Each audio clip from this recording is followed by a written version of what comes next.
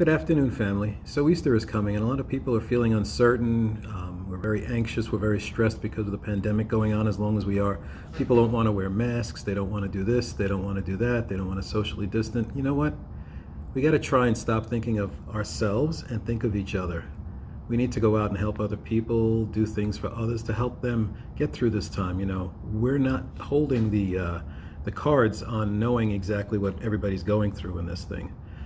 It's tough. It's tough on everybody. It's tough on families. It's tough on friends. It's tough in relationships. It's tough in organizations. It's tough in businesses. People are losing their jobs. They're losing their houses. They're losing their cars. They're losing their spouses and families. We need to hold on to each other. We need to try to stick together through this whole thing.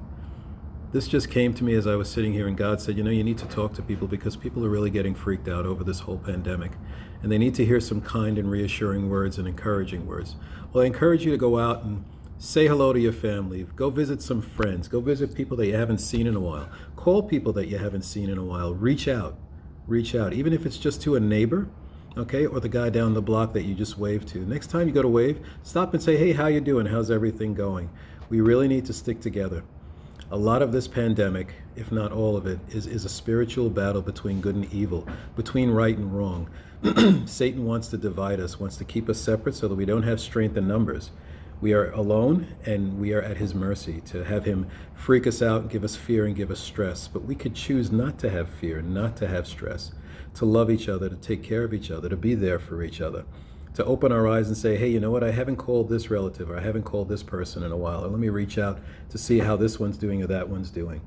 We have more time because we're home.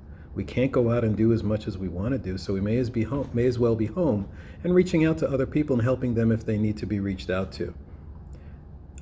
I don't say this of myself. This is a word that's been coming to me. And we're not made or created to do this life alone. We're created to be communal. We're created to be loving towards each other.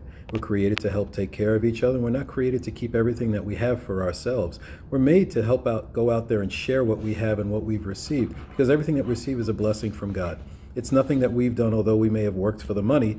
God created the job for us to be in. He created the situation for us to go out and have that job, to help ourselves, to pay for our bills and have some extra to go out and help some people, be it a relative, a friend, or a guy you just happen to see down the block who looks like he could use a hand, an ear to listen, and maybe a cup of coffee.